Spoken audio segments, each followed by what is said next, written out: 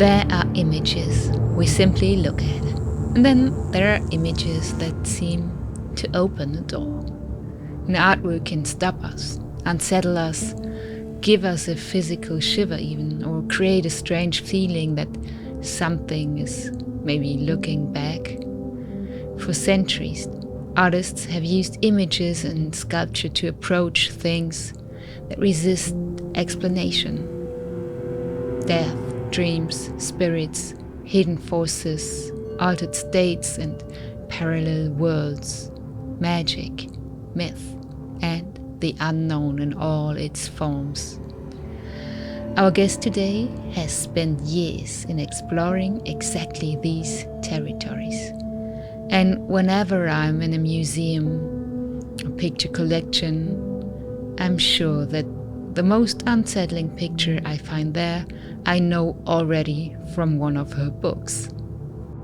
Welcome to the Transmute Tapes podcast. We're your hosts Lotte Haus and Mark Thaddeus Süß.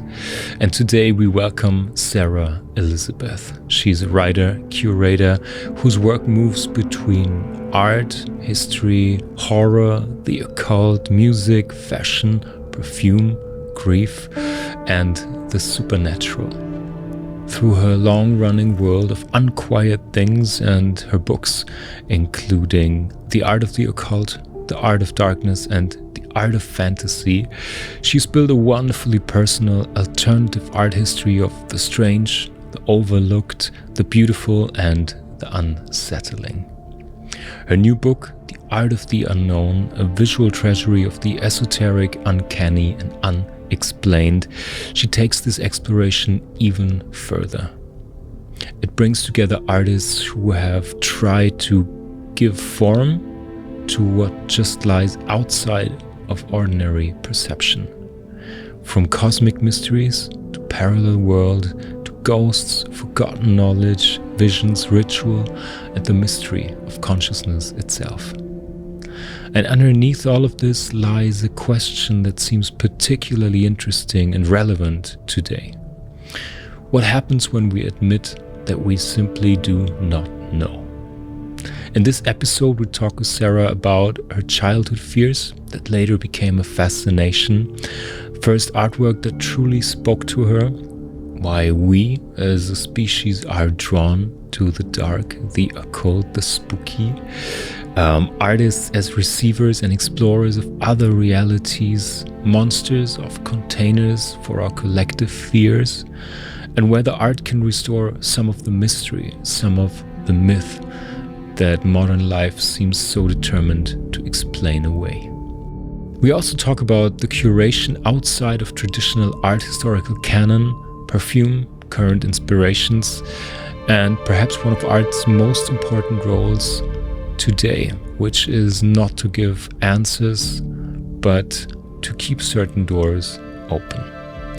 This is the Transmute Tapes in our conversation with Sarah Elizabeth.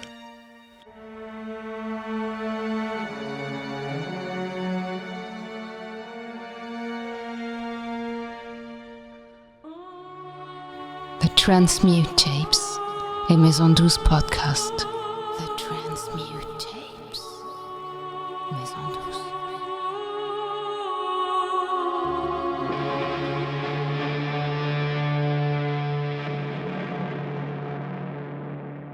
Sarah, thank you so much for joining us today.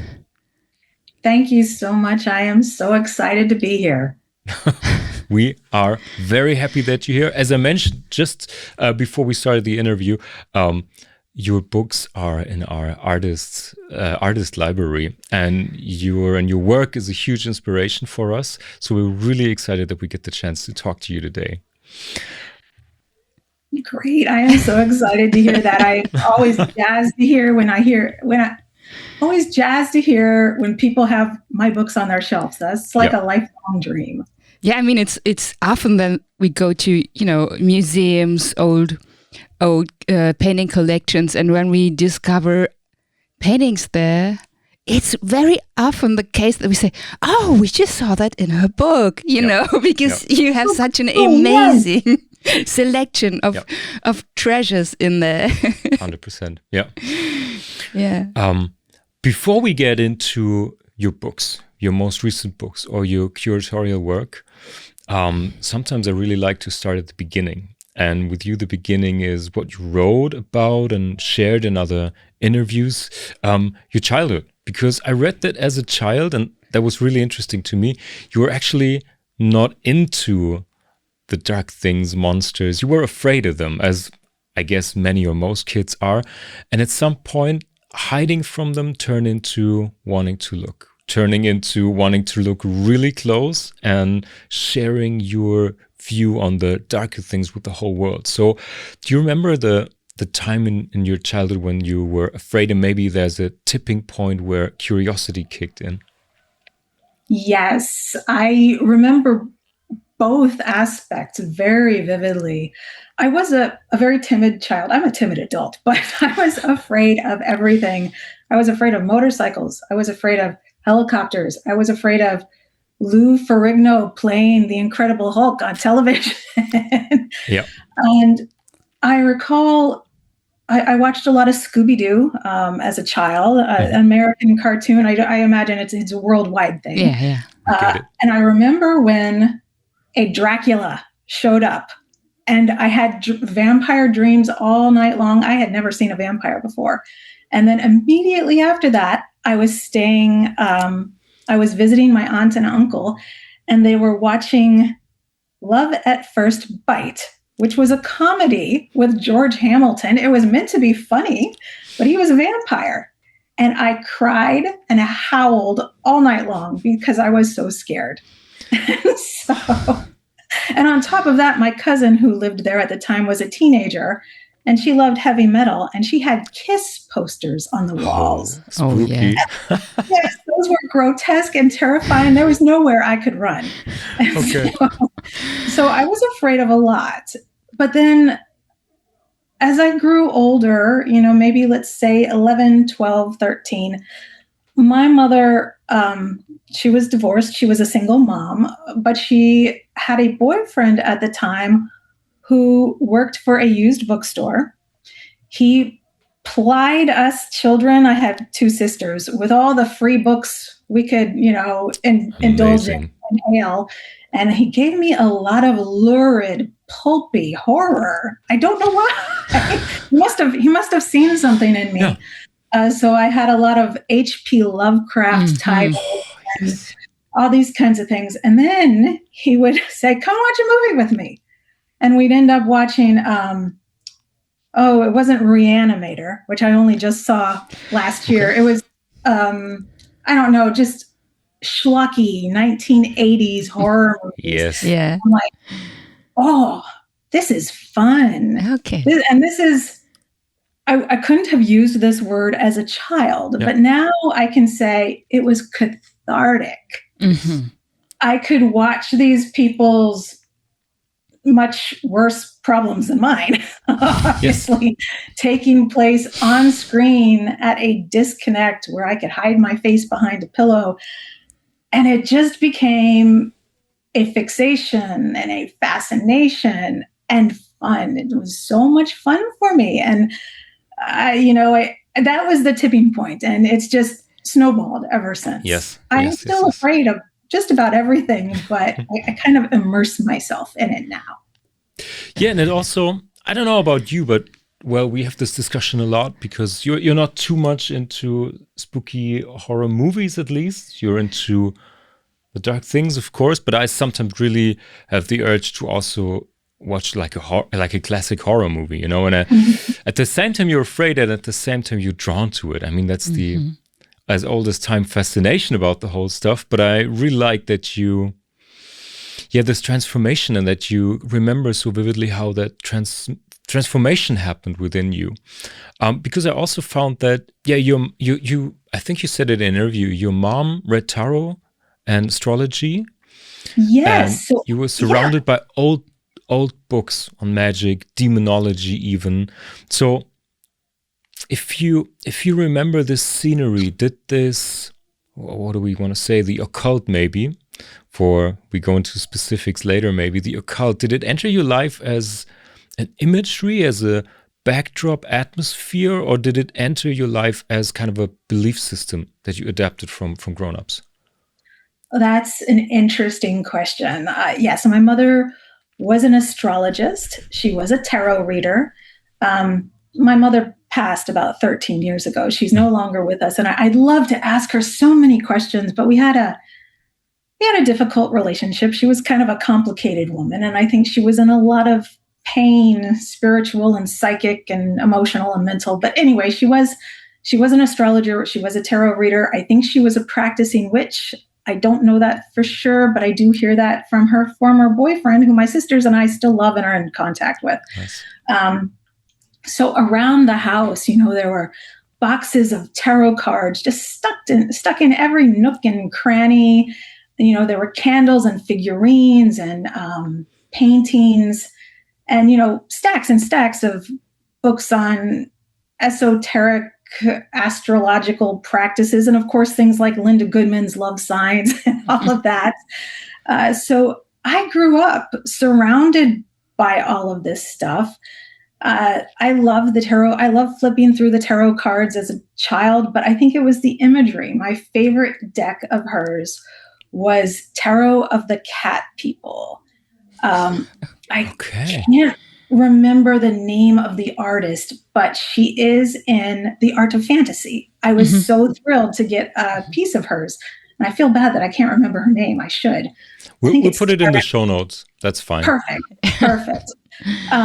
So I was very drawn to the imagery. And my mother had, art on the wall. She had Erte paintings. She had one of the Aleister Crowley tarot decks by Lady Frida Harris. I think it was, I forget what it was. It was a woman sprawled across a lion, I think.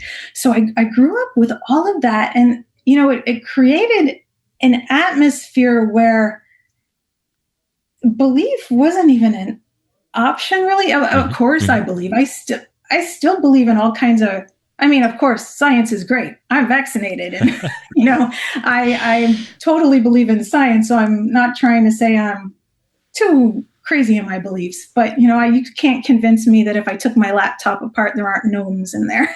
So yeah. I just grew up believing in fairies and entities and ghosts, and there was never any discussion of it not being a thing. Yeah. So that's how I still pretty much believe. Yeah, that's fantastic. I also love I think you can see it in the books you write, that there's this parallel existence of science, of our modern world, the world we live in, and everything you write about, from spiritual things to the occult things, which for me makes it even more relevant, because it's not like, just a cookie book just on this world that's isolated from everything we know and believe in, and you have to fully commit to read this book. But it's within this world, and it's within everyone or things everyone knows, and that to me makes it even more intriguing. Yeah. I do like to connect a lot of, I like things to be relatable. I don't think you can write about things as if they're in a vacuum, as if they're not connected to everything. Yeah. And I think that's how you can best come to understandings of things. If you can relate it to something you already know. In my books, I try to weave together esoteric ideas and pop culture and comedy and things that people recognize, and things that people probably didn't know existed but always wanted, and will send them down rabbit holes. I want all of those things together. And I think, if I can say so myself, I think that makes something really special. Yes. Yeah. 100%. We will dive into your recent work, into your books, especially in your latest book that's going to be released beginning of September. But before we dive into this, I have one more question, because as artists, we're always very interested in like the awakening moments where people got in touch with art or realized it's more than a picture on the wall, if you know what I mean. And you even write about it. In your latest book, there's a chapter, Parallel Worlds, where you write that when a painting stops us, gives us a shiver, or produces like an almost physical reaction, we might stand before a door. And I love that idea. and it gives art like this magical function without requiring an actual belief in magic. So with this image that you perfectly put in the book, when have you personally encountered the first time an artwork that felt like a doorway? Do you remember like the first artwork that made you stop, that you felt like this could be a door or this speaks to you somehow? I do.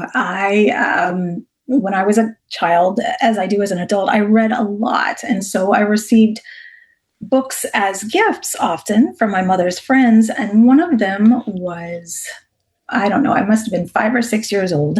And it was D'Aulaire's Greek Myths. Mm-hmm. I actually have a copy right here. Perfect. This is my childhood copy. Uh-huh. And it's just full of these rich, beautiful, golden images of Greek mythology and the gods and all the shenanigans that they get up to. Mm-hmm. And I found myself daydreaming about this and crawling into these pictures. It's funny because even in my imagination, I think I'm a bit of a wallflower. I always thought, on Mount Olympus, all the gods are sitting there, and then Hestia gives up her chair Mm-hmm. for one of the gods so that she can tend the hearth. It's like, I've had enough of you guys. I'm just going to do my own thing over there. And I related to that so much as a child. I still think of her a goddess of the hearth and the kitchen, and that is my place. And I feel like that's where I'm most happy. And that, I think, came from this book. And it is, I think you see memes about this on the internet all the times. Like, this is why I am who I am, Mm-hmm. Yeah. D'Aulaire's Greek Myths is that for me, along with, I also have this here, Time, Life, Enchanted World, Ghost Spirit. Nice. We have all of them You at have home. the whole library of it. Those were my childhood deep dive into the dark and occult as well. I love them. Yes. Oh, awesome. As funny as it is, and as scared of these things as I was, Yeah. this was the picture. I think this is called Lenore. This is also in the Art of Darkness. Mhm. This was the picture I crawled into. I wanted to look at that Amazing. skull's face under the helmet. Amazing. Yeah. I love that. That is so Nice. fantastic. Well, and also, I mean, there's your intellectual and literary quality to make this connection, and maybe even sense it as a kid. How much these first imageries and these first artworks touch you, and also reflect on who you are, where you find your place in the world, what archetypes you maybe relate with. That is really a deep insight. So that's fascinating. Yeah, and the other thing is, you're talking about this as a child and seeing, finding these insights within yourself. I don't think I would never tell this to my publisher, but I think I write my books for the weird little kids who are pulling books off the shelf maybe a little bit before they should be looking at them, because I think they can understand more in there than we give them credit for. And I think this is how they get to be who they are. And I just thrill at the idea of some little weirdo getting their start with one of my books. I love that. That's such well, this is I guess that's a whole podcast within itself, but the idea or the person or the entity that people create their art for is something that's so worth investigating, because the more we talk to creatives from all sorts of life and from all creative crafts, you find that again and again. Some people write it for themselves as kids, for relatives, for imaginary friends, for whatever. That's so very interesting. I really enjoy that. Fascinating, yes. Yeah. Yeah, a lot of interesting stories lie there. And for myself, it took years to, fully understand what I was doing and how I was doing it. It was some years ago, and we started some of our altars. We were doing altars, and it felt to me like it's daring. It's, can you do it even? Is it? And then one of my oldest childhood friends called me and she said, you remember when we were 8 or 9, you started doing that in your room. You built an altar for, fairies or whatever, angels or, and I started remembering. I said, okay, I had to go adulthood, art school, whatever, full circle, come back to this. Yeah, I love it was that. there all along. Yeah. Yeah, but I mean, sometimes you gotta do the whole round, right? And then come back to it. That is cool. I think the next question, you maybe get that a lot, but I think we can't miss that one. I think all we talked about, the first questions, there's this deeper question behind it, like why are we drawn to darkness, to the unknown, to the mystery or mysterious? So maybe on a very artistic level or art historic level, why do you think people seek out images that maybe frighten or disturb them? I think that it's hard to talk about these things, and you don't know who it's safe that you can talk with these things about. These are all vulnerable things, things maybe you can't even articulate. And I think when you see some of that pain or trauma or whatever darkness, whatever shape that darkness takes, when you see it reflected in a painting, I think you can just sit with it. And there's no expectations, and you don't have to worry like I do. I always worry, am I making somebody else feel weird because I'm sad? Or because I'm angry? You don't have to worry about that when you look at art. You can sit with it and you can feel things, and sometimes you can work things out. Maybe sometimes you can't. But I think it gives you the opportunity to sit with the way you feel and have a connection to an artist 100 years ago who might have felt something similar. And, people across time are feeling the same thing. You're not the only one. You're not alone. People 100 years from now are going to feel it too. And I think that's really important. Life is not always peaches and champagne or whatever, as much as, these cult of positivity people, might want you to believe. It's okay. I think it's okay to be a Debbie Downer, a negative Nancy every once in a while. Yes. And I think art can help you sit with that. Yeah. Well, that's beautifully put. I think we agree on that. Also the aspect of, this aspect of time traveling or making a connection throughout the ages has something that is very comforting and healing. And even if the subject may be dark or frightening or sad, there's some kind of, I think, an element of hope or connectedness in it that makes you feel less isolated, and it spans a net through humanity somehow. Absolutely, yes. Comforting. That is the word I was looking for. Thank you. Sitting with this dark, painful art can paradoxically be very comforting. Yeah. I'm not sure if I can imagine you witnessed this, but do you remember an artwork?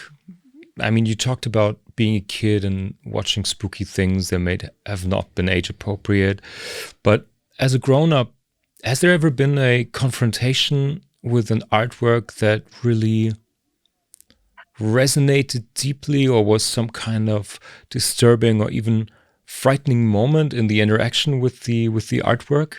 Did that ever happen? Theoretically, it's not something I saw. It's something I read about. And I read about it as a teenager, but I reread this book again as an adult. It is called, and it's a young adult book. It's by Lois Duncan. She was the author who wrote I Know What You Did Last Summer. Oh, okay. It was a book called Down a Dark Hall, and it was about a girl who was kind of shuttled away to a boarding school because her mother had just gotten married, and she and her stepfather wanted to gallivant and have, honeymoons and whatever. So they put their daughter in a boarding school, isolated up in the mountains somewhere.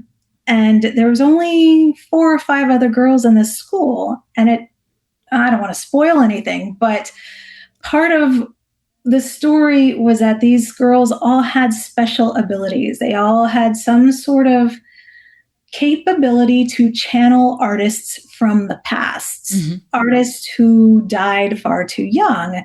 And so these like mercenary boarding school owners were trying to get these girls to finish the artist's work so they could sell them somehow.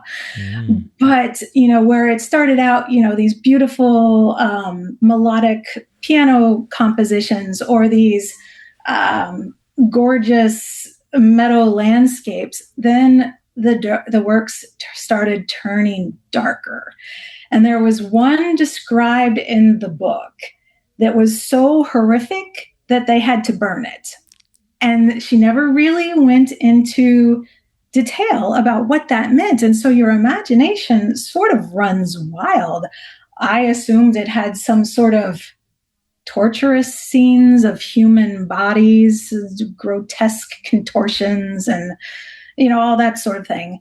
But I have no idea. So that was a conceptual piece of art that really frightened me. Yeah, I love that.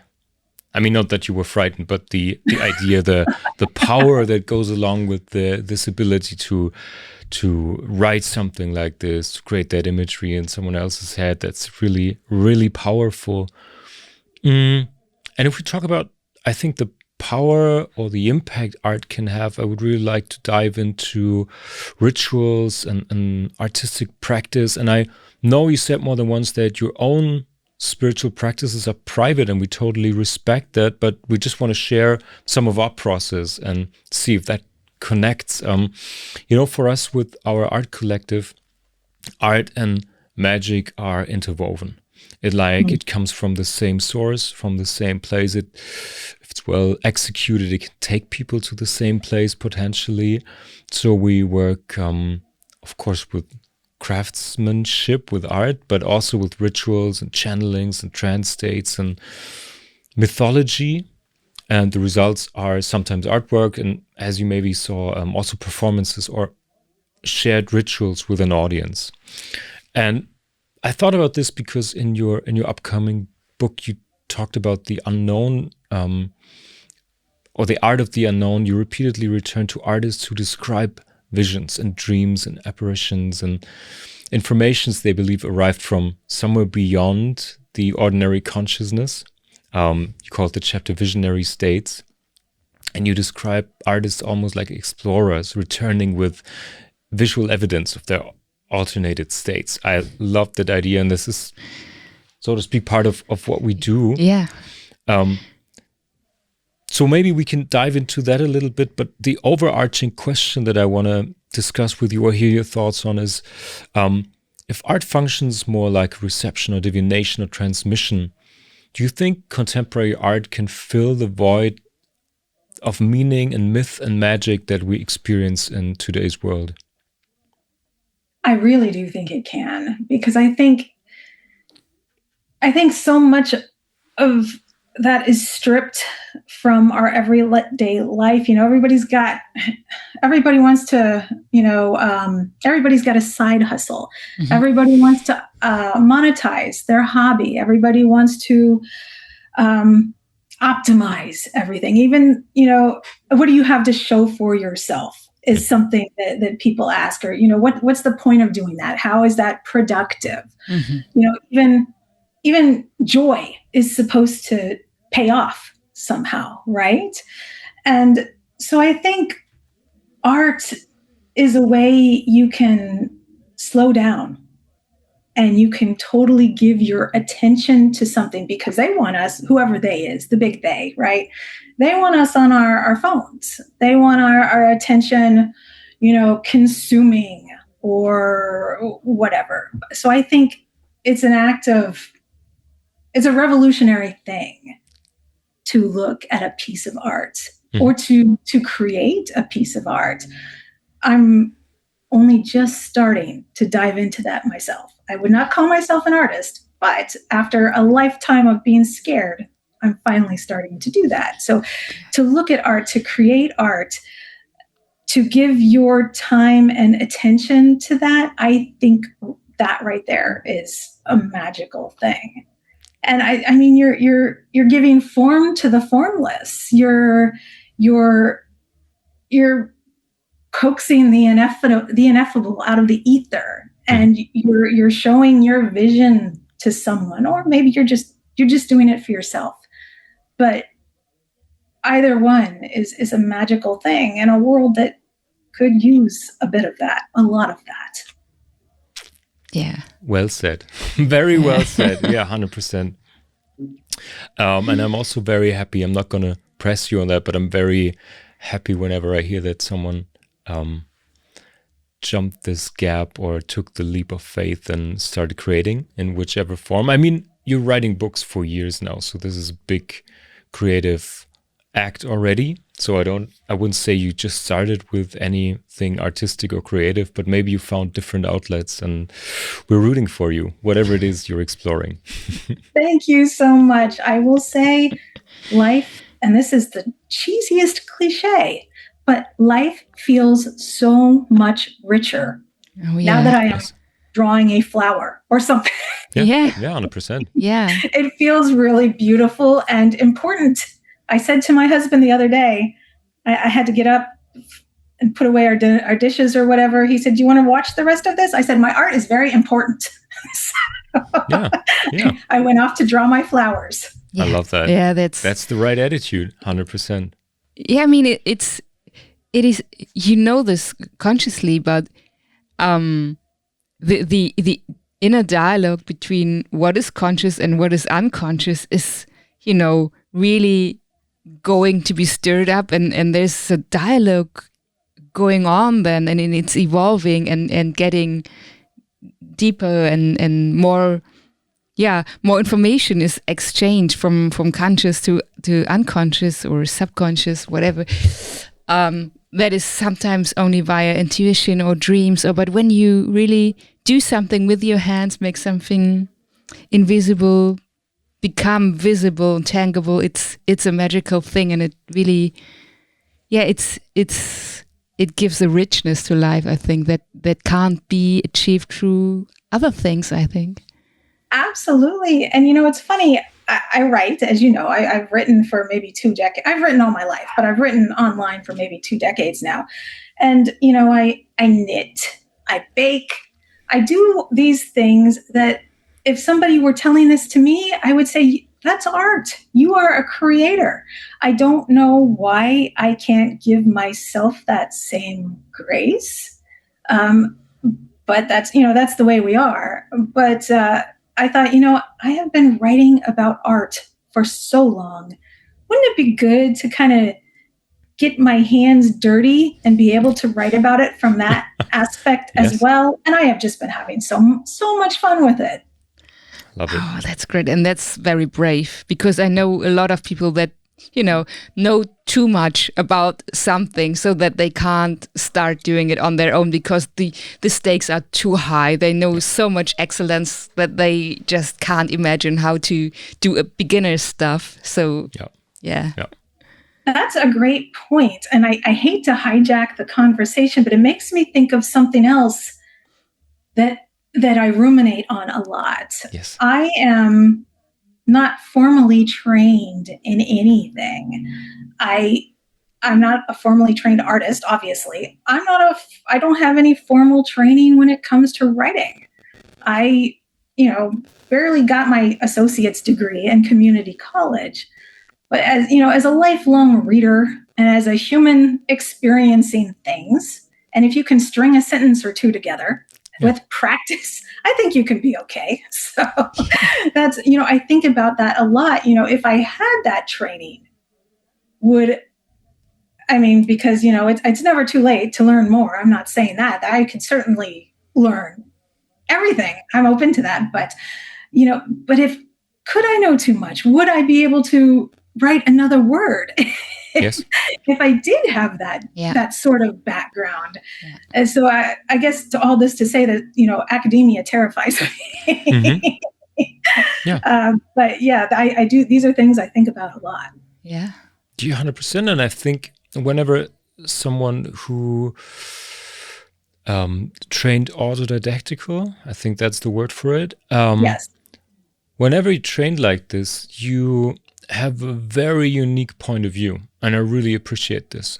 So you can look to music, punk, rock, whatever it is. Self-taught musicians have sometimes a very different approach and a very unique voice. And I think coming from academia, as many doors as that might open, it also closes a lot of doors to, go different paths, explore different things, be daring in a unique point of view, because your peer group is a real pain in the ass in academia, I feel like.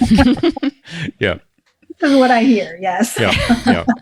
And also you can hide behind other people's paths, other people's thoughts, other people's, theories.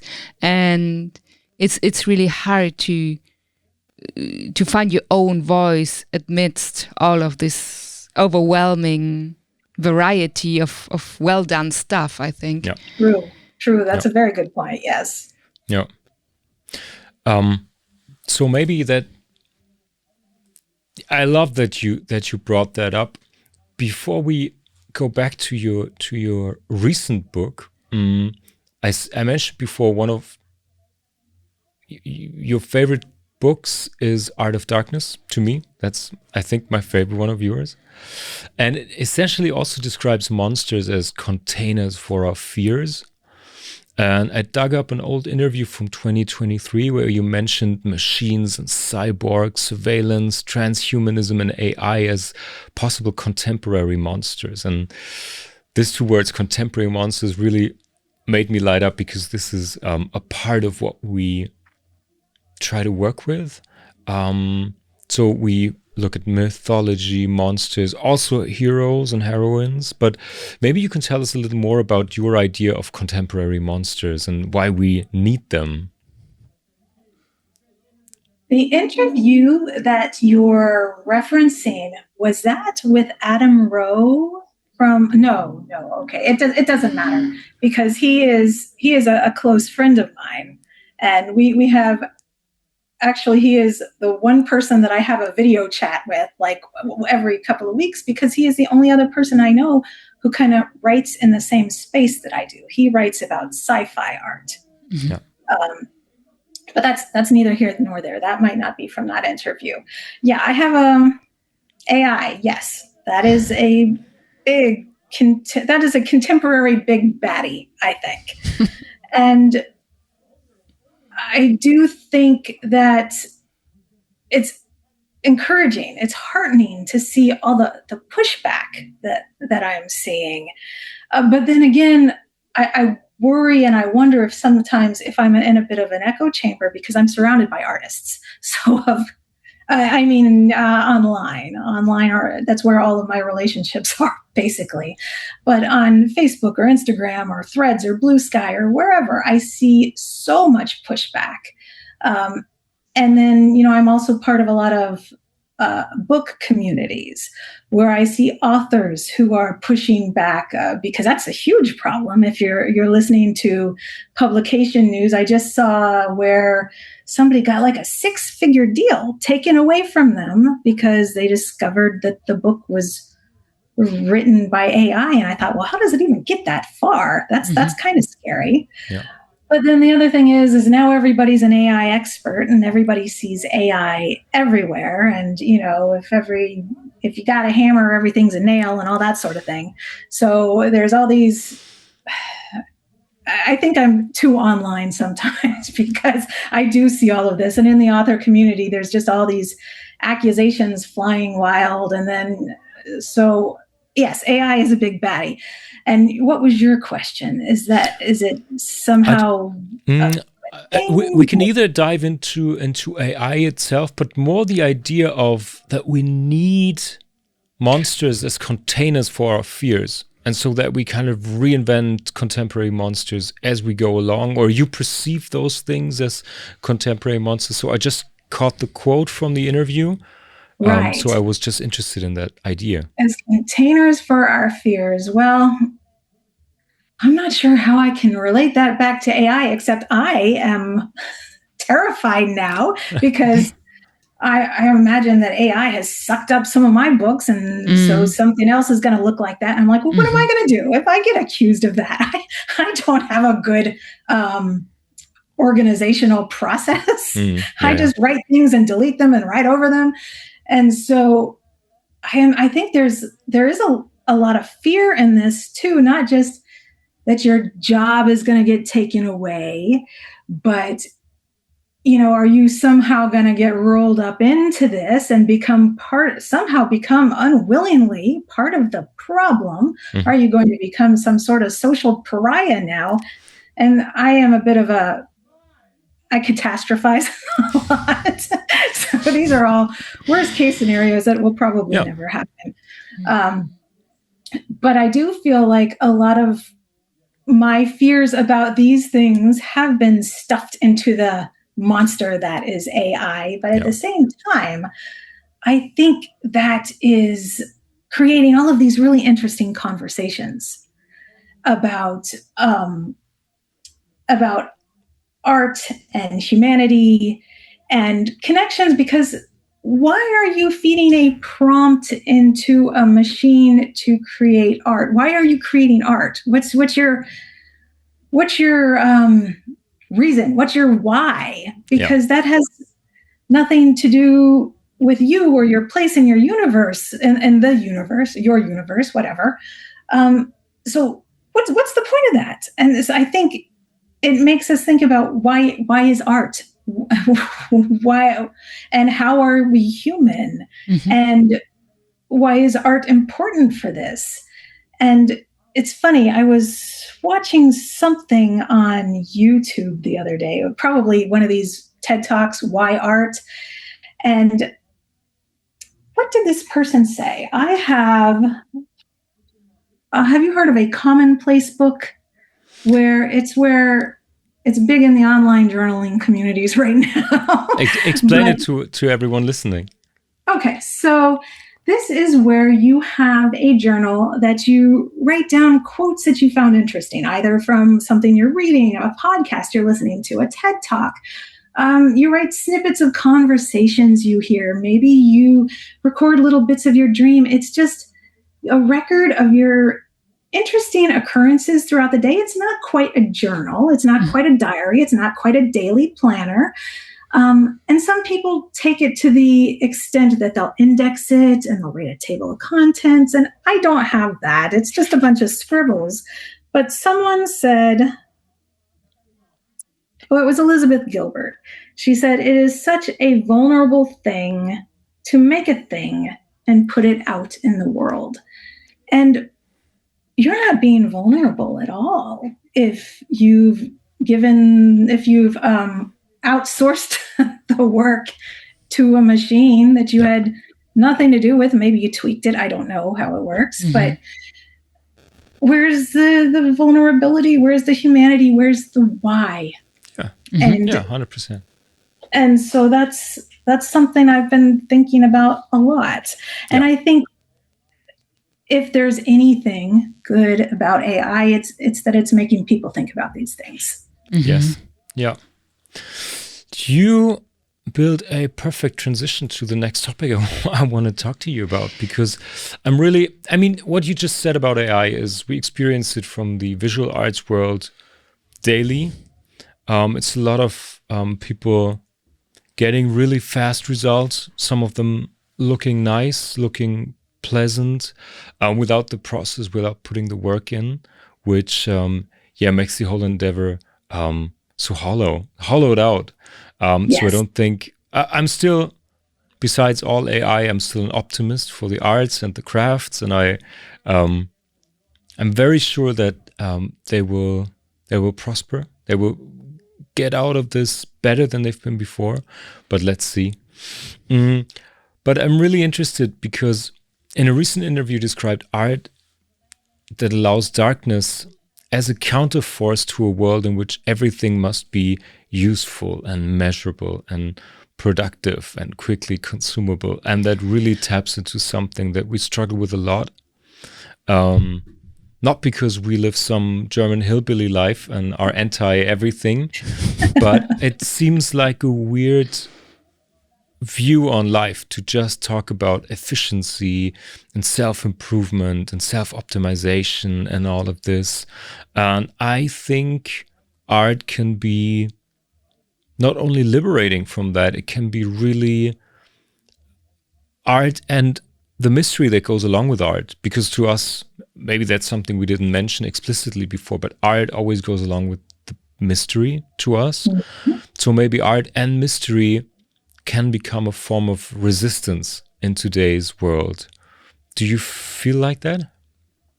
Oh, absolutely. And this, I don't know if I want to get too much into the book, but because the art of the unknown is kind of all about that. But it's people aren't comfortable with saying, I don't know. Mm-hmm. I know some of these people. Some of these people are in my family. I might be married to one of them. It's so hard for people to just say, I don't know. And, they will go to great lengths to either make something up or get out their phone and start looking up the answer. And I don't think it's a failure. Mm-hmm. I think I don't know opens the door. I mean, it's not the end of the line, basically. Yeah. And that's kind of what this book, The Art of the Unknown, is all about. And, I was thinking about this because I am also a huge proponent. It is the drum I am constantly banging about crediting artists. If you've spent any time online in the past 20 years, you often see on Tumblr. I'm still on Tumblr. Mm-hmm. Nice. or Pinterest or whatever, artist unknown, right? Yeah. And in a lot of situations, a 2-second reverse image search would find that artist. Yeah. So it is not okay to say, I don't know, when the answer is so easily findable. Yes. Mm-hmm. Yes. It's just people have gotten lazy, or they take it at they take this Tumblr user's word at face value that yes, this artist is unknown. Mm-hmm. Yep. And so that's I try to reconcile that with how I talk about saying it's okay to say I don't know. Mm-hmm. But there's a difference between information that was almost willfully lost and these big questions and that artists have been exploring through their art for centuries. Yes. And I think that's what I want to explore and to sit with. And how do these makers and creators sit with the idea of the cosmos, or with death and the afterlife, or with the human body while it's still alive, which is already a really weird, freaky thing, right? Yeah. And so I love the idea that artists sat down and sculpted or painted or watercolored their way into and around these things. And maybe they never found an answer. And the finding the answer wasn't even the point. Yes. Yeah. And so art and mystery and creative forces, those creative forces and, the ambiguity of all of it. Yes. I think it's really important for a human person existing in the world today to be able to sit with those things and think about those things and explore them. Yeah, 100%. I mean, what you just said is it's like one of the sparks that people can take away from the book, which we're going to plug in a second, but the two kinds of I don't know, the lazy I don't know, which you described with Tumblr, and the brave and daring and adventurous I don't know that leads you into the unknown and explorations and adventures and everything that follows that question. So with all that, we need to plug your new book. We had the pleasure of reading it digitally. Big recommendation. Another deep dive. I loved it. I loved the curation of the artworks in it, and it just sparks our interest and curiosity. It's called The Art of the Unknown, a Visual Treasury of the Esoteric, Uncanny and Unexplained, and it will be published on September the 1st, if I'm not mistaken. Correct. And in a way, the title describes exactly what the book does. It looks at what happens when artists encounter things that resist explanation. And what I like is that the book moves through cosmic mysteries and hidden forces, parallel worlds, ghosts, relics, forgotten knowledge, all the stuff that we love to explore in our art as well. And what I particularly loved about it is that it isn't necessarily trying to solve these mysteries. It's fine with not knowing. It looks at artists almost like, as we mentioned before, like explorers of the unknown, people who venture out in which way, shape or form they can, and return with images and objects and what you beautifully describe as kind of visual evidence of territories we can't completely map. I really like that, the way you put it there. So yeah, it's an art book, but it's also a book about mystery and belief and perception and our need to make images of things we don't understand. So it's a big recommendation, fully from the heart. We loved it, and explores the big question that I think artists and all creative or curious people ask themselves. So what happens when we accept that we don't know something? And to maybe explore the book a little more, I have like 2 or 3 follow-up questions while reading it. I was really intrigued by a couple of things, like the unknown as something we should protect. That's like one of the core ideas I took away, and I love that idea. Pretty early in the book, you write about how uncomfortable we are saying, I don't know, how that can be also socially trained or learned in certain situations. And then later you describe art as something that doesn't necessarily solve mysteries, but allows us to experience it or experience all of the mysteries. And that feels almost contrary to our current culture, where everything has to be categorized, explained, instantly answers.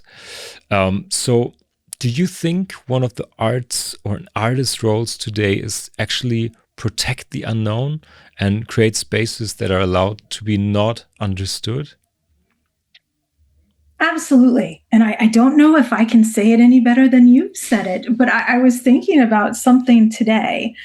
Like, if you have a mystery you're trying to solve, or a question that you're trying to find an answer to, for example, in this book, there is an image. It is the Wrinkle in Time cover art that ended up being by an artist named Richard Bober. And there was a huge internet mystery dedicated to this. And I was at the center of it because I wrote a blog post saying, in the year of our Lord 2023, why does nobody know the answer to this? And I involved, genre enthusiasts and bloggers and writers and artists, and lots of people got involved. I didn't solve it. Podcasters from American podcasters. The podcast is called The Endless Thread, and they are the actual ones who followed the thread and found the artist. And once I had the answer, I was kind of let down. And I mean, it's wonderful that we now know who this is, because this is such iconic artwork, as I think BuzzFeed or Reddit or some place who included it in a listicle called it. It's nightmare fuel. It is really scary, especially if you encounter it as a child, but it's also beautiful because this artist really, he took these murky colors and he made them incandescent. And so it's really just beautiful. But once I knew the answer, it was like, what's the point? what am I going to do now? What do I have to live for? Which is a little melodramatic, but you need that spark of mystery. And I think as an artist, which I am not yet, but I don't know how artists keep that alive. But I love it when I see it, and I know it when I see it. Like that. The judge said, I think about pornography. I know it when I see it.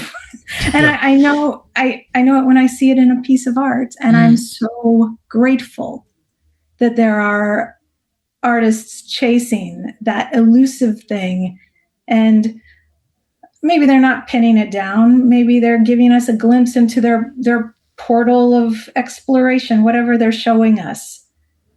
I love it that there are artists who do this for us. Yes, yes. And I also think it changes people's minds in a way to be. I haven't really thought about this the way you put it, very precise. It was always just, a gut feeling that when you were working on a new artistic project, new phase, new, topic, and people ask me, oh, what's the plan for the year? What you're working on? What are you doing in the studio? And I made up some theme or but my inner voices, they were shouting, don't tell, you can't give away too much of it, because it has to unfold freely, and there's certain things won't happen if you talk too much about it in advance, or ask too much of it, interpret too much into it, or whatever, meet too many expectations. There has to be this, maybe it's gonna work out, maybe it's not. It's nothing. The thread I was following is a dead end or something. But you always have to keep the space sacred and private somehow. Afterwards, you can explore it with other people and with the audience and stuff, but inside of the creative process, it has to be protected. That makes a lot of sense. And, I do that with the books. Well, it's funny. I do that with the books I'm writing because, like you said, what if it implodes? What if it never comes to fruition? What if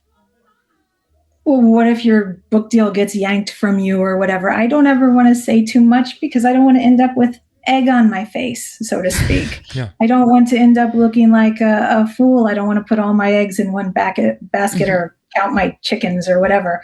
And so with my writing, I can be a little bit reticent until it's come to the point where it's too late. Then I can talk about it. I mentioned I did start a bit of an art practice this year, and I can't shut up about it. I am posting on Instagram about it all the time. I'm blogging about it. And I think it's because I have been so scared. And I think a lot of that has to do with perfectionism. If I can't do something absolutely perfect, what's even the point? I think it has a lot to do with that. And I finally thought, you know what? Nothing's ever going to happen if something doesn't happen. Yes. And something's probably going to be bad and crappy a whole lot before it gets any better.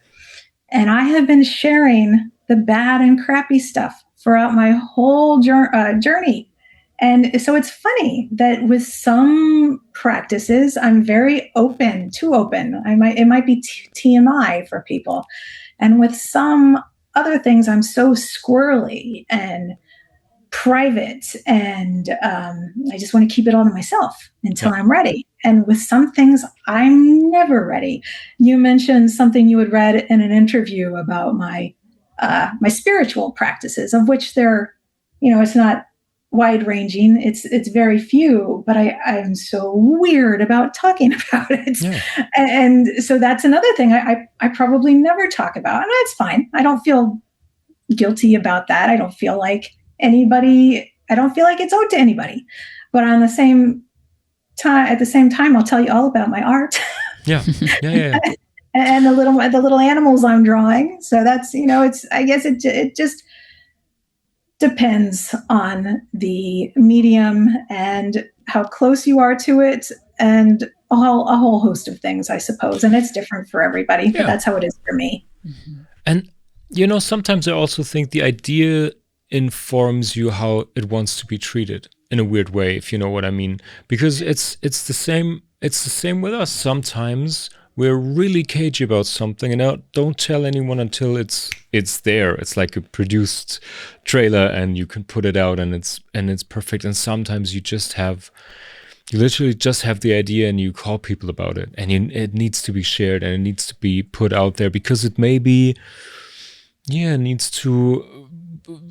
Some edges are still rough. It has to be smooth and it has to bounce off of some heads. And I don't know. I sometimes it's just a gut feeling. Some ideas need to be put out there and some are very close to the heart and need to be very quiet about it. And I really like this because to put it in a bigger picture, that's the second thought I took away from the book and I want to talk to you about. It's in the chapter Forgotten Knowledge and Mysterious Objects. And there was a wonderful and slightly disturbing question, which revolves around perhaps civilization isn't simply accumulating knowledge, but repeatedly losing and rediscovering it. And this taps into a whole different rabbit hole of history, art history, civilization, spanning from documentaries with Graham Hancock over ancient apocalypses, rediscovery things, circular time things, a lot of stuff we think and read about over the last weeks and months. But your book moves from stone circles to the Voynich manuscripts and objects whose purposes have become completely opaque to us.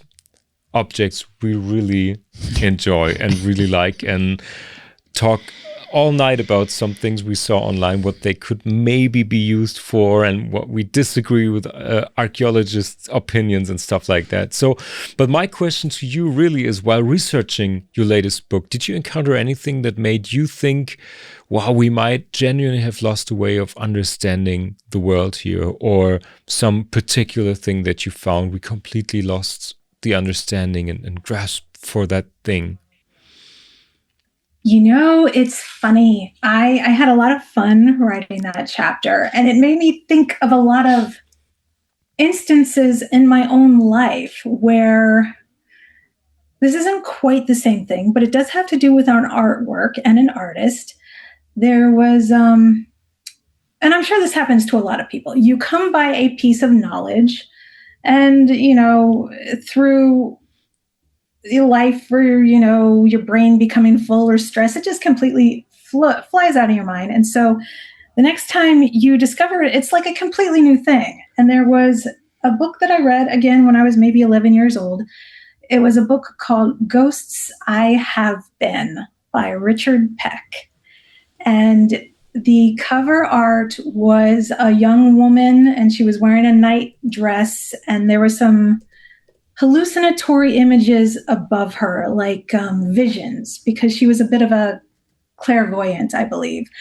And I remember looking for the artist for that, and then I found it, and it was an artist named Rowena Morrill.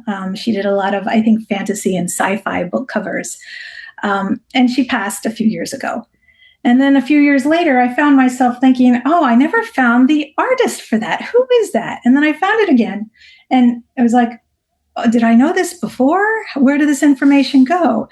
And so this happens to me all the time, and perhaps not with the, not to the extent that, I've invented something that civilization is going to forget and learn about, and like I'm talking about my books, but this just happens a lot in my own life. And so I'm sure it happens to other people. And I find that comforting in a strange way.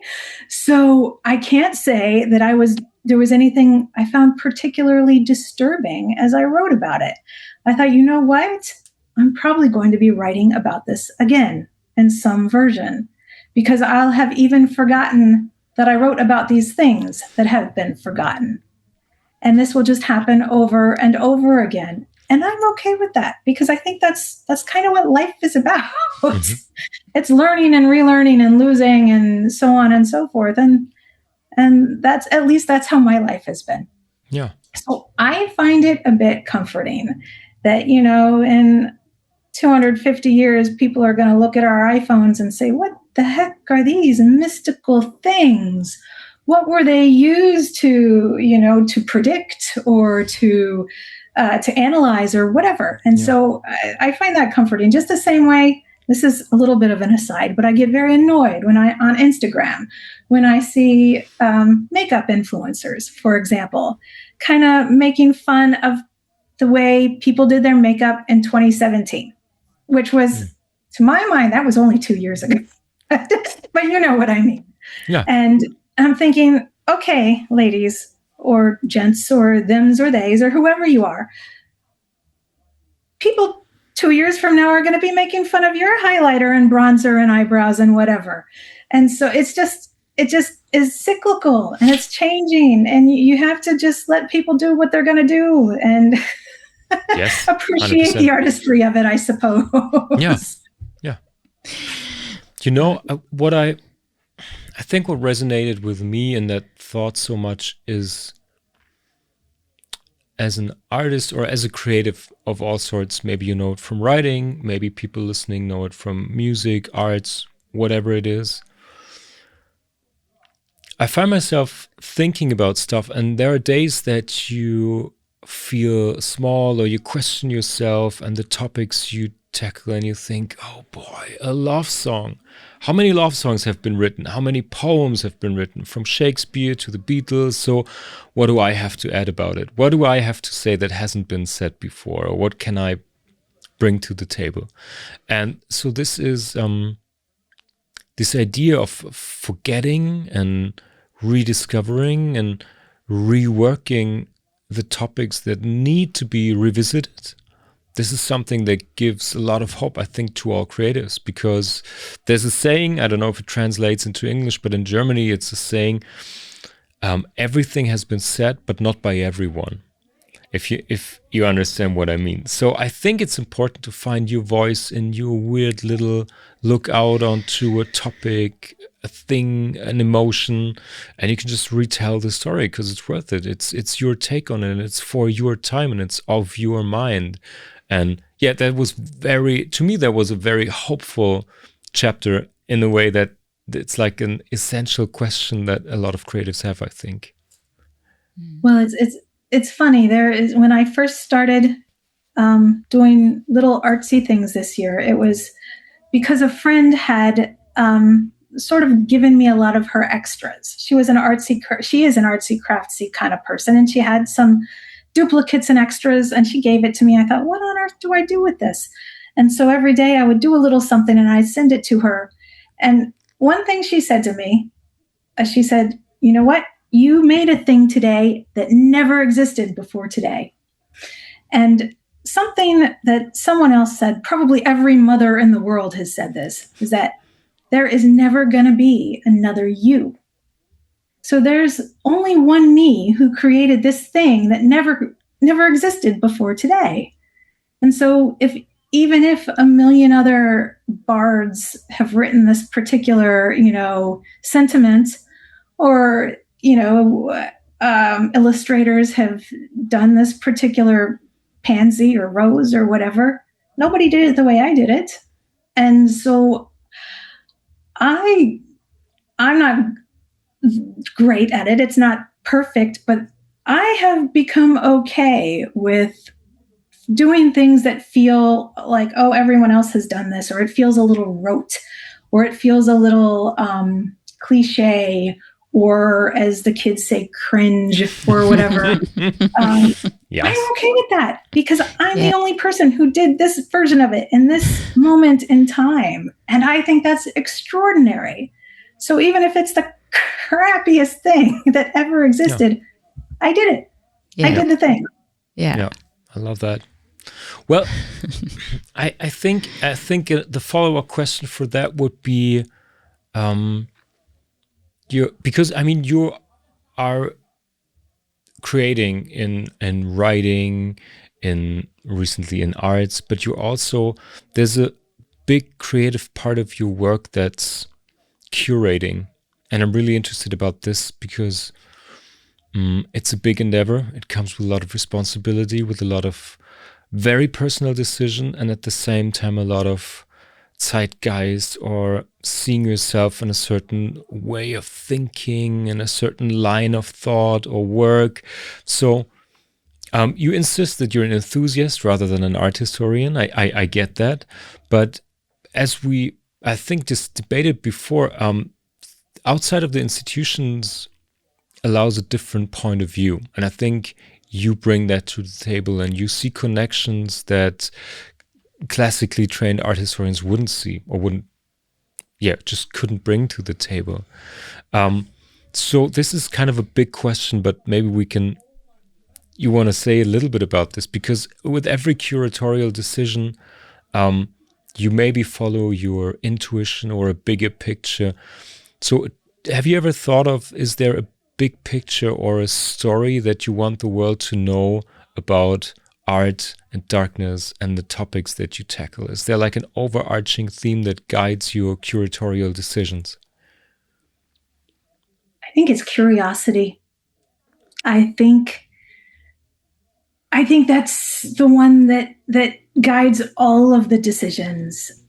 And when you look at what might seem like disparate artists or eras or movements, what connections can you find, and not maybe even just technical connections, but what feelings, what might evoke similar feelings in you. And I do think a lot of my curatorial eye is geared by my heart and my guts, and not so much my brain. Mm-hmm. And that comes in later when I have to wrangle things and make them make sense, I think, for somebody who's not me. So yeah, it's curiosity and a willingness to look beyond what's immediately in front of you, and just how does it make you feel? And so I hope I bring that overarching sense of curiosity and that willingness to feel something through all of my books. There is a funny little New Yorker cartoon. I don't know how old it is, and I don't know who drew it, but it is a child up in front of a classroom, and he's written on the board, 2 + 2 = 7. And he's telling the teacher, it may be wrong, but it's the way I feel. I think of that a lot when I try to talk about how a piece of art makes me feel. Yeah. Also, that's me in math. So in math class. So, and you too. Yeah. Oh boy. Yeah. That's right. But what you just said, it reminds me of situations, when sometimes there's the situation that you go to museums or exhibitions with people that are not into art at all and are kind of shy about it. They hesitate, they feel that they don't belong there, that they would ask the wrong questions, they don't know enough, the whole package. And then I have a secret joy to, introduce them into art and ask like stupid questions, or questions that are like super emotional, or just, for example, like why is he looking so sad, on a big presentation of medieval glory or whatever, like questions a child would ask, or you would ask if you come from a totally other culture and don't have any reference about it, and then people start to get some kind of weird connection to art, which is absolutely not academia, not technique, not, everything that is also super interesting about art. But there's something else that is like immediately there, and you just have to forget that you're an insensible adult to link into that. Yeah. That reminds me of something that I actually wrote in The Art of the Unknown. I forget which chapter it was. I forget which work it was, but I said, why is this guy looking so bummed or something like that? Yeah. And I think that is how I opened up the little, the caption underneath the photo. I love it. Because I do think, you can talk about art in ways that are chatty and irreverent, and it doesn't have to be serious. It can be deeply unserious. Mm-hmm. And I think that's where some of the most fun and connection-filled conversations can arise, when you kind of get people to realize it's not a big deal. It's just a picture somebody drew. Let's talk about it. Yeah. That's kind of how I like to think about it. Yeah.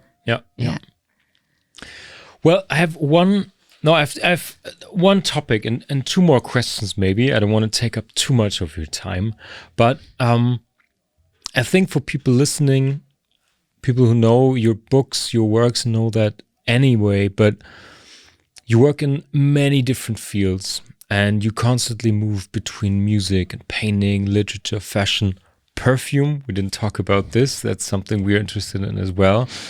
But I'm really interested, do you experience these as separate art forms, or are those to you all fragments of one? I think they are all giving form to the formless. A perfume is probably the deepest version of that. You can't see it once you've spritzed. It may as well not even be there, but it's all bringing I think I've used this word before already in this interview, and I don't want to overuse it, but I love this word, the ineffable. It is coaxing the ineffable into our reality and giving it form. And perfume is a great a version of that. And I am, as you probably know, I am absolutely obsessed with perfume, not to the point where I want to become a perfumer. I will leave that to the experts. I have no desire to learn any of that. I just want to appreciate their creations and to think about it and just cocoon myself in fragrance. Yeah. What a shame. We just, one of our latest episodes was a perfume creator from Berlin, but it's in German, unfortunately. So yeah, that would have been a nice episode for you. But yeah, so before I ask, you just made up a new question for me, which is, what's your favorite perfume at the moment? Oh boy. At the moment, I would have to say Moth. It is a perfume called Moth from Zoologist. And it's a bit musty, and there's a tiny bit of camphoraceousness, and it kind of smells like antique doilies and old linens. And I describe it as a perfume you wear to convince the ghosts that you are, in fact, a ghost. It is one of my poetic. Right nice. I love that. And I love Zoologist. It's an amazing perfumer brand. Yeah, really cool. Nice. So, the last question is, we asked that all of our guests, because, I mean, you look at so much art, information, you curate it for us. And I think if we read your books, we have so many recommendations, so many inputs, so many ideas. But maybe there's something out of your body of work that you can recommend us that inspired you or made you think or laugh or wonder about anything. So has there been a book or a film or maybe a scent or anything that has inspired something within you in the last days or weeks? Yes. I was very honored to receive an advanced copy of an artist friend's new book. The artist is named Bill Crisafi, and it is a book called The Glam Reaper's Guide to Self-Care. And Bill is an incredible artist. I first encountered his art where it was very woodland, like folk horror-esque. And but but it evolved, and I think it has a lot to do with his fashion background. But now he draws these like willowy skeletons and pumpkins with butts and boobs. And they're very sassy. Okay. And they're a lot of fun. And this book is so much fun, and it made me cry. I am kind of a big baby, but it did make me cry at the end. I think this book it's just a scream. Bill is very funny, and it is very tender, and I think this would make a great gift to give to anyone. So I would definitely recommend that. And there is a book, as I mentioned, I'm big on like journaling and note-taking. Yep. And so there is an artist. He is unfortunately not in the art of the unknown, although I desperately wanted him to be. It is my favorite artist. It is Charles Birchfield, sort of an American artist. He did sort of visionary paintings of nature. He loved nature, and he kept a journal like every day, from the time he was 17 till the time he died, I believe. And they took some snippets and they put it into a book called The Sphinx and the Milky Way. Okay. And it's just his thoughts on life and art and nature. And it's really beautiful. It's one of these books that you don't have to read it all the way through. What I did is I had a little ritual of it. I read a page with my morning coffee. Nice. And that is just a book I would recommend to anyone. It is beautiful. And then 2 other books. Sorry, I'm a big reader. That's good. That's perfect. That's perfect. I believe in reading things that going into it, it's like, I have no idea about any of this and I'm not understanding it. And so I'll just make a curriculum out of it. Yes. One of them is something that has been plaguing me for a long time. It is Julia Kristeva's Powers of Abjection. And I do not really understand the idea of abjection, but I think it has to do with reconciling the body and not the body, like corpses and carcasses and that sort of thing.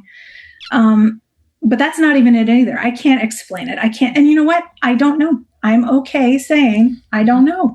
Yes. The other one is hauntology and hauntological ideas.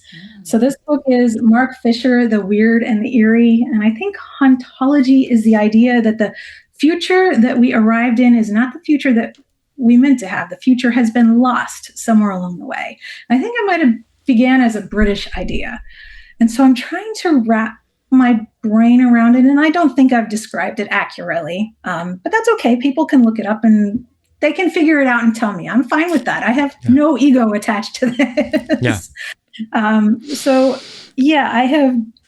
Oh, another thing in the online journaling communities is your self curriculums. I don't know if you have heard of this, but for a while people were putting together curriculums for themselves.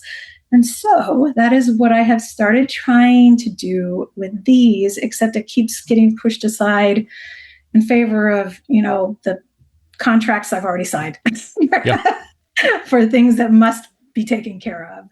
Yeah. But those are some things that I have been reading lately that I have been finding inspiring and perplexing in equal measure. I like that.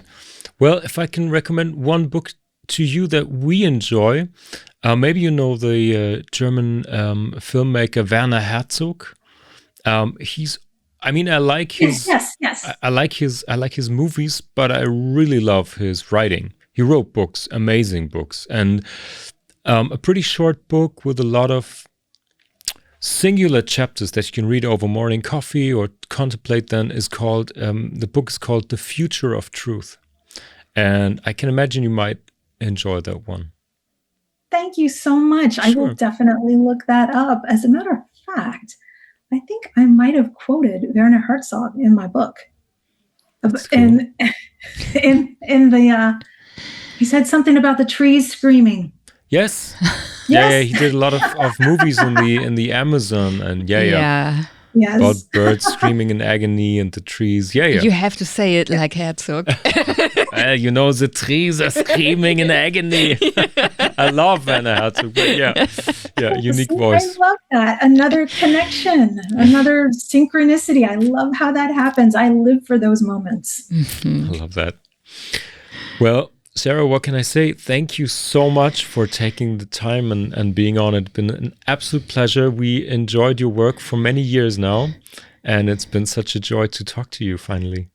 This has been an absolute blast, and I have had so much fun. Thank you so much for inviting me. Nice. Thank you so much.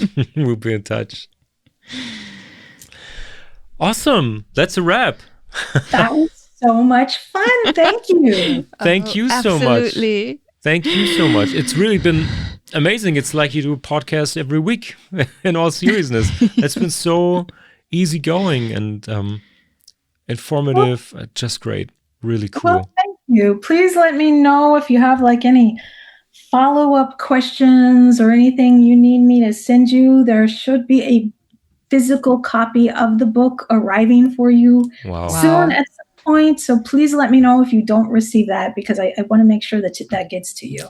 Thank you so much. There's one thing we need from you, and that's a high-res picture for the podcast cover. Okay. All right. I do have a photo that I use for these. I just chopped off all my hair last month. So it's with longer hair, but that's okay. I'll send that over as soon as we wrap this up. Amazing. Thank you so much. We're really looking forward to that episode. I'll send you the edit of it, so you can check it out if everything is fine, and then I'll let you know when it's going to be live. I'll try and get it done within the upcoming week, so we have it there for release of the book. Oh, that would be perfect. Thank you so much. Of course, I'll be looking for something from you. Awesome. Yeah. All right, Sarah. Have a wonderful day. Thanks. Thank you. You too. Well, I guess it's you're gonna go have dinner or go to bed at this point. No, well, it's 7:30. Not bad, but but some coziness on the sofa might be arriving. Well, enjoy the rest of your weekend. Thank you. Thank you. We will. Okay. Bye-bye. Bye-bye. Bye. Discover more inspiring talks, audio documentaries, or art performances. Subscribe now on your favorite podcast platform and visit our website for more information. That's maison-douce.com. maison-douce.com.